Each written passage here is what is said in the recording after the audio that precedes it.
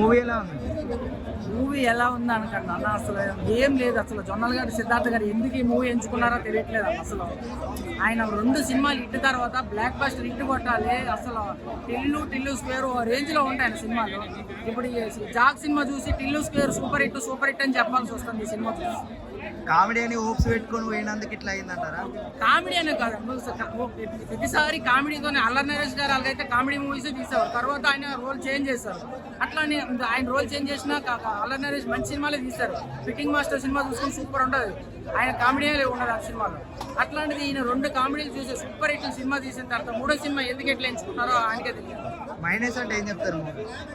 Subject వేరు, cinema వేరు అన్న. సబ్జెక్ట్ అదే ఫన్ అన్న. సబ్జెక్ట్ అని సూపర్ డూపర్ సబ్జెక్ట్, దాన్ని ఫన్ చేశారు. హీరోయిన్ రోల్ ఎలా ఉంది?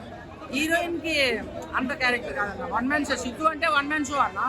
ఆ 1 మ్యాన్ షోలో ఇంకా హీరోయిన్ ఎవరు, సైడ్ యాక్టర్ ఎవరు, కామెడియన్ అంటూ ఉండరు అన్న. సో సిద్ధు సినిమా చూడాలంటే సిద్ధునే చూడాలి సినిమా మొత్తం. మరో రాధిక అన్నారు కదా, మరి అదే చెప్తున్నా. Tillu 1 super, Tillu 2 super duper hit.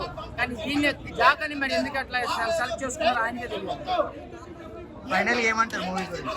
Final ఏం చెప్తారు మూవీ గురించి? ఫైనల్ గా అన్న, నేను ఐఎమ్ నాట్ ఇంట్రెస్టెడ్ అన్న.